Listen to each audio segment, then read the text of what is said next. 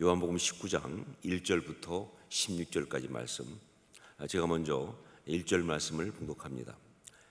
이에 빌라도가 예수를 데려다가 채찍질 하더라. 군인들이 가시나무로 관을 엮고 그의 머리에 씌우고 자색옷을 입히고 앞에 가서 이르되 유대인의 왕이여 평안할지어다 하며 손으로 때리더라. 빌라도가 다시 밖에 나가 말하되 보라, 이 사람을 데리고 너희에게 나오노니 내가 그에서 아무 죄도 찾지 못한 것을 너희로 알게 하려 함이로라 하더라. 이에 예수께서 가시관을 쓰고 자색옷을 입고 나오시니 빌라도가 그들에게 말하되 보라, 이 사람이로다 하매 대제사장들과 아래 사람들이 예수를 보고 소리질러 이르되 십자가에 못 박으소서, 십자가에 못 박으소서 하는지라. 빌라도가 이르되 너희가 친히 데려다가 십자가에 못 박으라. 나는 그에게서 죄를 찾지 못하였노라. 유대인들이 대답하되 우리에게 법이 있으니 그 법대로 하면 그가 당연히 죽을 것은 그가 자기를 하나님의 아들이라 함이니이다. 빌라도가 이 말을 듣고 더욱 두려워하여 다시 관정에 들어가서 예수께 말하되 너는 어디로부터냐 하되 예수께서 대답하여 주지 아니하시는지라. 빌라도가 이르되 내게 말하지 아니하느냐? 내가 너를 놓을 고난도 있고 십자가에 못 박을 고난도 있는 줄 알지 못하느냐? 예수께서 대답하시되 위에서 주지 아니하셨더라면 나를 해할 고난이 없었으리니 그러므로 나를 내게 넘겨준 자의 죄는 더 크다 하시니라. 이러므로 빌라도가 예수를 놓으려고 힘썼으나 유대인들이 소리질러 이르되 이 사람을 놓으면 가이사의 충신이 아니니이다. 무릇 자기를 왕이라 하는 자는 가이사를 반역하는 것이니이다. 빌라도가 이 말을 듣고 예수를 끌고 나가서 돌을 깐 뜰 히브리 말로 가바다에 있는 재판석에 앉아 있더라. 이날은 6월절의 준비일이요 때는 제6시라. 빌라도가 유대인들에게 이르되 보라, 너희 왕이로다. 그들이 소리 지르되 없이 하소서, 없이 하소서, 그를 십자가에 못 박게 하소서. 빌라도가 이르되 내가 너희 왕을 십자가에 못 박으랴. 대제사장들이 대답하되 가이사 외에는 우리에게 왕이 없나이다 하니 이에 예수를 십자가에 못 박도록 그들에게 넘겨주니라. 아멘.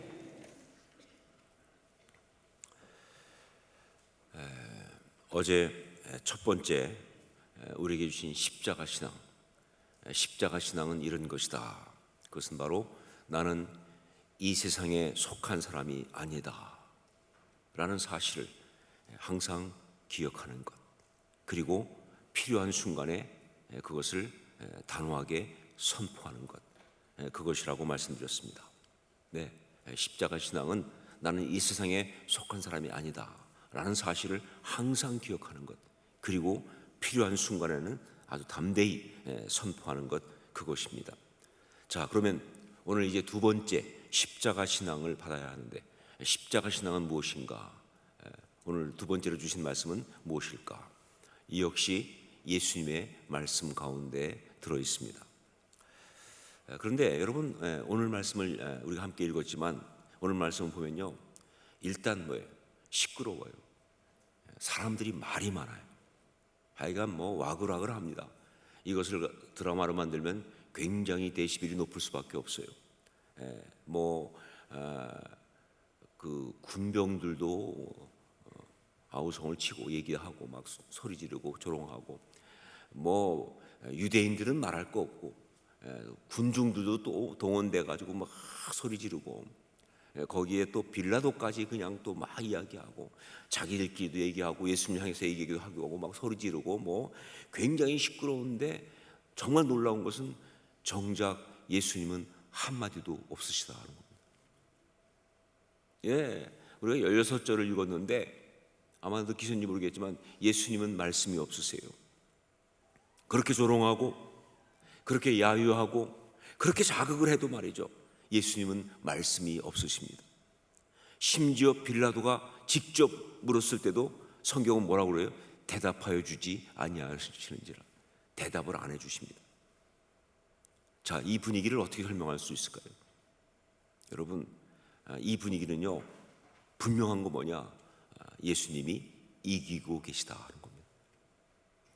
겉으로 볼 때는 그들이 이기는 것처럼 보여요. 겉으로 볼 때는 그들이 더 소리 지르고 예수님께 상처 주는 것 같고 예수님에게 힘들게 하는 것 같고 그렇게 막 그냥 그들이 뭐 우세한 것처럼 그렇게 보일지 모르겠지만 실제로 또 그들이 예수님을 지금 십자가형에 처하려고 그렇게 하고 있고 그런 일을 벌이고 있지만 그러나 사실은 오늘 이 말씀을 쭉 보면요 누가 이기고 있느냐? 정말 분명히 말할 수 있는 게 뭐냐? 예수님이 이기고 계시다는 겁니다. 그들의 그 모든 공격과 자극과 그 떠드는 것과 그 이야기에 한마디도 하지 않고 계시다고 하는 것은요 바로 그 승리의 모습을 나타내고 있는 거예요. 여러분, 보통 사람 사이에도 싸움이 있을 때 시끄러운 사람이 지는 겁니다. 먼저 소리 지르는 사람이 지는 거예요. 여기저기 향해서 막 억울하다고 떠들고 다니는 사람이 그 사람이 지고 있는 거예요. 그 상황에서 말이 없는 사람이 사실 이기는 거예요. 영적인 면에서야 하물며 사람 사이도 그런데 영적인 전쟁에서야 하물며 정말 이 예수님이 말이 없으시다고 하는 것은 이기고 계시다 하는 것이죠. 자, 그런데 그렇게 말이 없으신 예수님께서 한마디도 안 하시는데 딱 한마디 한 것이 오늘 말씀에 나옵니다. 그러니까 여러분 뭐 성경 중에 그런 성경이 있잖아요. 이렇게 예수님 말씀은 다른 칼라로 하는, 그렇다면 딱 한 절만 이 칼라가 나올 수밖에 없어요. 그런데 그 한마디가 너무나 중요한 이 십자가 신앙의 비밀을 나타내고 있어요. 이 승리의 이유를 말해주고 있어요. 이렇게 많은 사람들이 이렇게 엄청나게 이렇게 아주 강력하게 공격하는 가운데 있지만 그 모든 것을 혼자서 다 이길 수 있었던 그 비밀을 사실 이 한마디가 이야기해 주고 있는 거예요. 그 십자가 신앙의 비밀을 말이죠. 그게 11절 말씀입니다. 11절 말씀을 함께 읽겠습니다. 같이 읽습니다. 예수께서 대답하시되 위에서 주지 아니하였더라면 나를 해할 권한이 없었으리니 그러므로 나를 내게 넘겨준 자의 죄는 더 크다 하시니라. 뭘 말하고 있습니까? 하나님의 주권, 하나님의 주권, 권한은 오직 우리 하나님께만 있다라는 사실을 선포하고 있는 겁니다. 이게 십자가 신앙이에요. 이게 오늘 주신 십자가 신앙이에요. 이게 십자가 신앙의 중요한 비밀이에요. 권한은 오직 하나님께만 있다라는 사실을 선포하는 것, 하나님의 주권.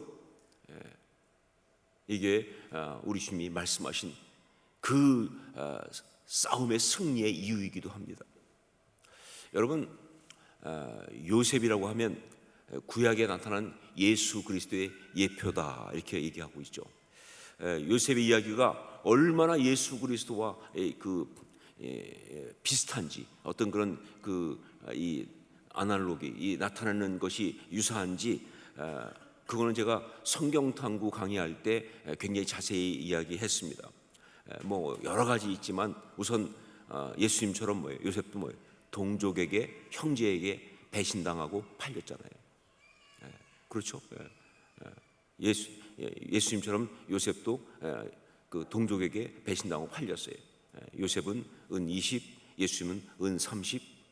가격이 조금 차이가 나는 이유는 인플레이션 말씀드렸죠. 시간 차이가 있기 때문에 인플레이션이 있었다. 그 다음에 또 하나 굉장히 중요한 게 뭐냐면요, 유혹을 이긴 것. 요셉도 정말 유혹을 많이 받았죠. 뭐 여러 가지, 단지 미세스 반려사, 보디발의 아내 반려사죠. 그러니까 그 반려사 유혹받은 것만이 아니라 정말 막 복수의 유혹, 절망의 유혹, 포기의 유혹, 얼마나 힘들었습니까? 적당히 그냥 대충 살지 뭐 이러고 싶은 유혹, 그거 다 이겼어요. 예수님도 유혹을 이기셨습니다. 처음 공생이 시작할 때 광야에서 그 마귀에게 유혹당하신, 시험당하신 그것뿐만 아니라 공생 내내, 그리고 마지막 십자가 위에서까지도 정말 전 정말 십자가에 달리신 예수님 그 볼 때마다 늘 조마조마한 게 뭐냐면요, 예수님 능력도 있으신데 그런데 그냥 십자가 달리시다가 그냥 너무들 막 그 말도 안 되는 소리로 악다구니 하니까 저 같았으면 그냥 갑자기 너무 참지 못하고 그냥 거기서 능력을 발휘하면서 그냥 내가 이것도 가만둘 수 없다, 그냥 뭐 딱딱 뽑고 그러실 수 있잖아요. 내려가서 다 이것들 손을 보고, 그러면 우리는 어떻게 구원받습니까? 그렇잖아요. 그 유혹, 참지 못할 분노의 유혹을 다 이기셨잖아요. 예수님은 정말 요셉처럼 유혹을 이기시네요. 그리고 또 굉장히 얘기하는 것 중에 하나가 뭐냐면, 요셉의 삶을 보면 뭐예요? 굉장히 낮아지죠. 근데 낮아지는데 이렇게 순종함으로 낮아져요. 그래서 정말 낮아지는데 그 낮아진 그를 하나님이 지극히 높여서, 그래서 총리까지 올리셨잖아요. 유명한 신학적 용어로 비하와 승귀라는 말이에요. 낮아지고 올라간다. 그런데 예수님도 뭐예요? 빌립보에서 나온 것도 뭐예요? 지극히 낮아지셨어요. 죽기까지. 그런데 하나님이 그를 지극히 높여 모든 무릎을 그 앞에 꿇게 하시는, 이게 완전히 똑같다 그런 얘기입니다. 요셉의 이야기하고 예수 그리스도의 이야기는 그야말로 비슷해요. 그런데 이 중에 정말 중요한 것, 아주 우리가 놓쳐서는 안 되는 것이 바로 뭐냐? 십자가 신앙도 비슷하다는 것. 십자가 신앙. 무슨 말이냐? 요셉에게 무슨 십자가 신앙이 있었느냐? 아니요. 요셉의 삶을 보면요, 정말 중요한 십자가 신앙이 나타나는데 그게 바로 뭐냐? 하나님의 주권을 인정하고 그 하나님께만 권한이 있다는 것을 선포하는 신앙, 그게 있어요. 그게 십자가 신앙이죠. 창세기 45장 5절로 8절, 저는 구약 성경에 나오는 가장 감동스러운 말씀 중에 하나라고 생각합니다. 요셉을 요셉되게 한 그런 선포다라고 생각합니다. 자기를 애굽에 팔아버린 형들을 수십 년 만에 만나서 바로 그들에게 요셉이 처음 한 말이에요. 당신들이 나를 이곳에 팔았다고 해서 근심하지 마소서, 한탄하지 마소서. 하나님이 생명을 구원하시려고 나를 당신들보다 먼저 보내셨나이다. 이 땅에 2년 동안 흉년이 들었으나 아직 5년은 밭갈이도 못하고 추수도 못할지라. 하나님이 큰 구원으로 당신들의 생명을 보존하고 당신들의 후손을 세상에 두시려고 나를 당신들보다 먼저 보내셨나니, 그런즉 나를 이리로 보내신 이는 당신들이 아니요 하나님이시라. 하나님이 나를 바로에게 아버지로 삼으시고 그 온 집의 주로 삼으시며 애굽 온 땅의 통치자로 삼으셨나이다. 감동스럽지 않으세요, 여러분? 놀랍지 않으십니까?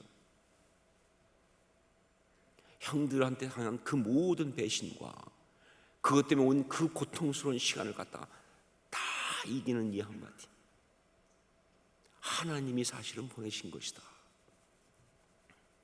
당신들이 나를 팔았기 때문에 내가 여기 온 게 아니고 사실은 하나님이 보내신 것이다.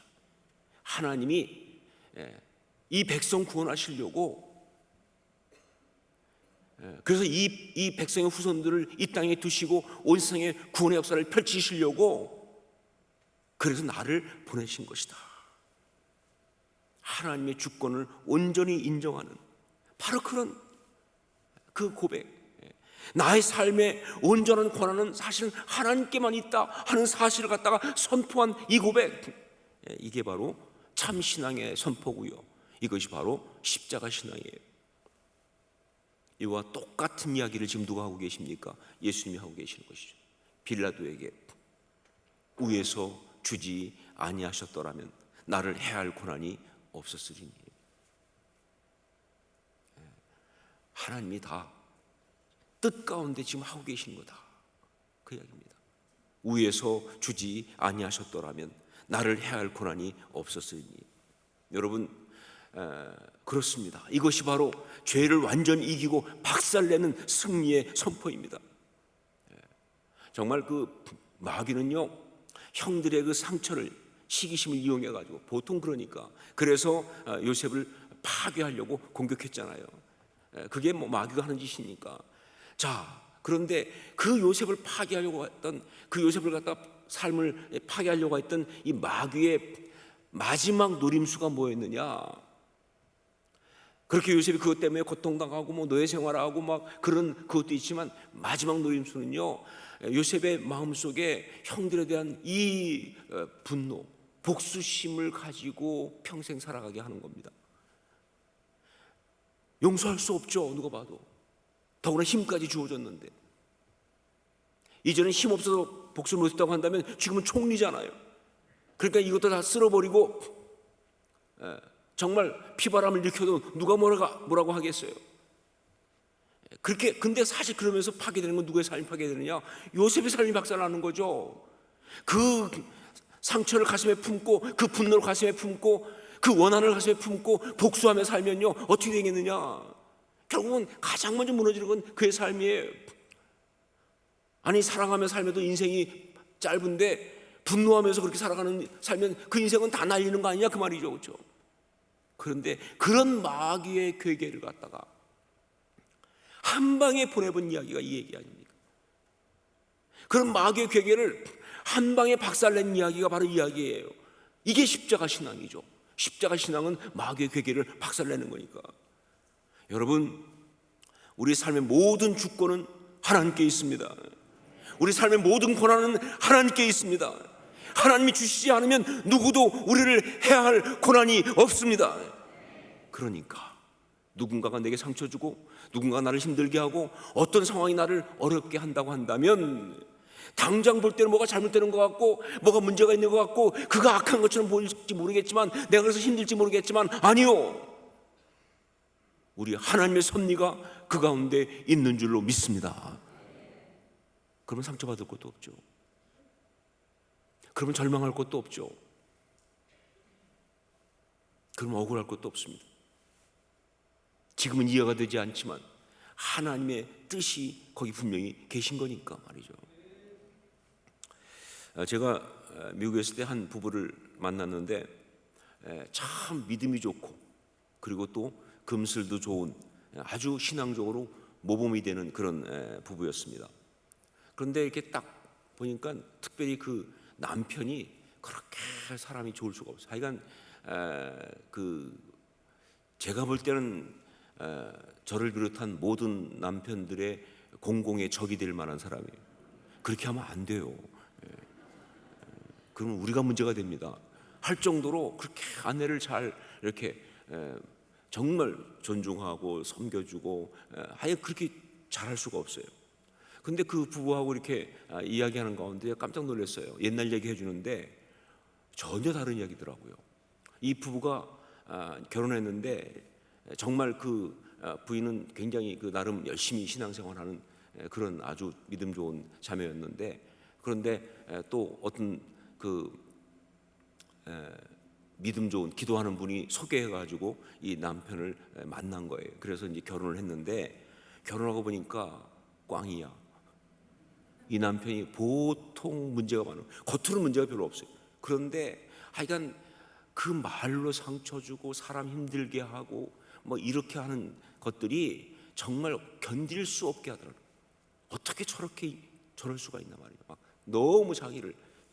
그래가지고 못 살겠다. 이건 이혼해야 한다. 그런데 그래도 자기가 기도하는 사람이고 그러니까 그냥 할 수는 없잖아요. 그래서 이제 이혼 허락을 받기 위한 특별 기도를 들어간 거예요. 하나님께 이혼 허락을 받아야 되니까 막 기도하는데 갑자기 어느 날 기도 가운데 그런 응답이 오더래요. 하나님이 몰라서 그런 남편을 너한테 주었겠느냐. 아니, 전지전능하신 분인데, 나를 사랑하시는 분인데, 아니, 하나님이 몰라서 그런 남자를 너한테 줬겠느냐. 분명히 뜻이 있다라고 하는 응답이 오더라는 거예요. 그래가지고 그 생각에 다시 한번 생각해 보니까 인정할 수밖에 없는 게 뭐냐. 자기가 사실 그런 남편 아니면 그렇게 하나님께 매달릴 만한 그런 인간이 아니라는 사실을 발견한 거예요. 사람들은 다 자기는 순한 줄 알죠. 근데 생각보다 자기가 굉장히 세더라는 거예요. 완악한 존재, 너무 믿음이 있는 척하지만 굉장히 자아가 강한, 그런 남편 아니면 하나님 앞에 무릎 꿇을 일이 별로 없는. 그러니까 이런 나를 정말 온전히 다듬으시려고, 그래서 하나님이 그렇게 못된 남편을 허락하신 것이 아니냐라는 어떤 인정을 할 수밖에 없는 거예요. 성령께서 감동 주시니까. 그래서 그 다음부터는 정말 기도가 바뀐 거예요. 남편이 못되게 굴면 굴수록 하나님이 지금 나를 위해 저 인간을 사용하고 계시는구나 생각하면서, 이게 하나님 앞에 무릎 꿇으라는 사인이구나. 그래서 남편이 상처 줄 때마다 더 무릎 꿇기로, 더 기도하기로 결정하고 그렇게 했는데, 그러면서 막 하다 보니까 또 지혜가 생겨가지고 남편이 막 이렇게 상처 줄 때마다 속으로, 여러분 가끔 이런 이중풀이를 할 필요가 있어요. 겉으로는 막 있지만 속으로는 말이죠, 아이고 나를 위해 수고 많이 하신다 이렇게 속으로 이제 말을 하는 거죠. 오히려 축복하는 거예요. 축복인지 야유인지 모르지만. 근데 그런 중에 보니까 어느 순간부터 하나님 마음 주셔가지고 그 남편이 밉질 않고 오히려 불쌍하기 시작했어요. 그 남편의 상처가 보이고 그 남편의 아픔이 보이고, 그게 불쌍해지더라는 거예요. 하여간 이렇게 하면서 버텼는데, 그런 중에 어느 계기에 남편이 거꾸로졌어요. 그리고 거꾸로졌는데 그 남편이 거꾸로지면서 막 회개하면서 너무 감사하게 제일 먼저 많이 회개한 게 아내한테 못되게 군 거를 너무 회개하면서, 성령님의 이 시리즈에 있으니까 말이죠. 그래가지고 완전히 거꾸로지고 나서 그 다음에 참신앙 가운데 들어온 거예요. 어차피 참신앙 가운데 들어오는 사람들이 다 스토리가 있어요. 어떤 사람은 부모한테, 어떤 사람은 아내한테, 어떤 사람은 뭐 교회에서, 어떤 사람은 세상적으로 뭐 등등 있잖아요. 이분은 부인한테 못되게 군 거를 회개하면서 거꾸로져 가지고, 그래가지고 참신앙 가운데 들어와서, 그래서 부부가 함께 신앙생활 하는데 얼마나 정말 좋은 믿음의 부부가 되었는지.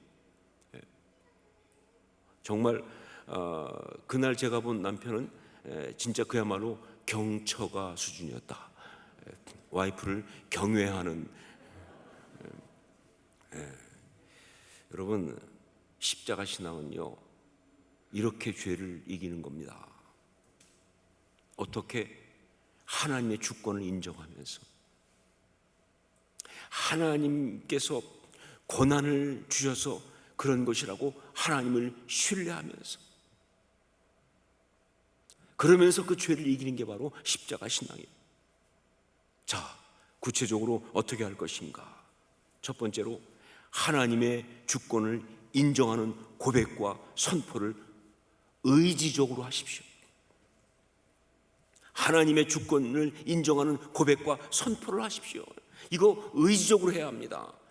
그냥 뭐 그렇게 느낌이 들어서가 아니라 그냥 뭐 의지적으로 하나님의 주권을 인정하고 하나님의 주권을 고백하고, 그리고 선포해야 돼요. 내 삶의 주인은 하나님이십니다. 나는 하나님의 것입니다. 내 삶에 향한 하나님의 뜻이 있음을 믿습니다. 이 모든 것 주인은 하나님이십니다. 하나님께서 허락하지 않으면 공중에 새 하나도 떨어지지 않는데 라고, 모든 일에 대해서. 왜냐면요, 왜 그렇게 하냐면요, 이유는 이 우리 대적 마귀가 말이죠, 하여간 호시탐탐 시간만 있으면 자기가 주권인 것처럼, 세상이 주권인 것처럼, 죄가 주장하는 것처럼 자꾸 그렇게 우리를 향해서 밀고 들어오거든요. 여기 빌라도도 말하잖아요. 내가 너를 놓을 권한도 있고 십자가에 못 박을 권한도 있는 줄 알지 못하느냐. 이건 뭐 마귀의 이야기입니다. 권한이 내게 있다. 인생의 행복을 주장하는 것은 나한테 있다. 내가 너를 죽이고 살리고 할 수 있는 권한이 있다 등등 말이죠. 그렇게 굉장히 많이, 그렇게 세상이, 이 마귀가 권한을 주장하고 있기 때문에 우리는 그 앞에서 말이죠, 정말 의지적으로 내가 이해가 되지 않아도, 혹은 사람의 소리가 더 크게 들리는 상황이라 할지라도, 상황이 아무리 봐도 정말 그쪽으로 생각할 수밖에 없는 그런 상황이라 할지라도 말이죠, 그 가운데 믿음으로 하나님께 주권이 있음을, 우리 하나님께 권한이 있음을 선포하고 고백하고 말이죠, 계속 인정하는 작업이 필요해요. 이건 영적 싸움이에요. 신앙은 그런 것이다. 아무리 그래도 이 모든 것의 주권은 하나님께 있다 라고 고백하고 인정하고 선포하는 것이 중요합니다. 두 번째, 또 하나, 하나님의 주권과 역사하심이라는 관점으로 삶을 바라보고 해석하십시오. 하나님의 주권과 역사하심이라는 관점으로 삶을 바라보고 해석하십시오. 여러분, 이 삶은요, 말씀드린 것처럼 팩트보다는 해석이에요. 어떻게 해석하느냐가 더 중요한 거예요. 어떤 팩트가 있느냐보다 더 중요한 건 해석이에요. 그런데 이 해석이 바로 신앙적이어야 신앙인이에요. 자, 여러분, 요즘 유행하는 말 중에서 큰 그림이란 그 유행이 있어요. 그래서 보면 큰 그림이 있었구나 이렇게 얘기하잖아요, 그렇죠? 그러니까 뭐 당장 보는 것과 달리 아주 큰 그림을 보면서 그러면서 하는 것을 이야기합니다. 그런데 여러분, 사실 이 말은 진짜 해당되는 사람은 우리여야 됩니다. 우리 신앙인에게는 뭐냐? 그냥 큰 그림이 아니라 하나님의 섭리의 큰 그림이 있어요. 하나님의 섭리의 큰 그림. 그래요. 신앙인은 요셉처럼 그렇게 자신의 삶을 자기의 입장에서, 자기의 어떤 그런 상황에서, 자기의 한계에서 그렇게 말하는 것이 아니라 하나님의 역사하심이라는 관점으로, 그야말로 영적인 큰 그림을 가지고 볼 수가 있어야 한다는 것이죠. 그게 신앙인이죠. 여러분, 그런 것이 있을 때 나온 유명한 말씀이 바로 뭐예요? 고난이 축복이라는 겁니다. 고난이 어떻게 축복이 됩니까? 오직 이것 때문이죠. 영적인 큰 그림의 이야기예요. 당장은 고난 맞아요. 당장은 힘든 건 맞습니다. 그러나 영적인 큰 그림을 가지고 볼 때 이 고난은 놀라운 축복이에요. 이게 없으면 내가 정말 이 은혜를 받을 수가 없어요. 내가 하나님 앞에 이렇게 아름다울 수가 없어요. 이게 바로 신앙의 큰 그림을 그리고 있는 모습이에요.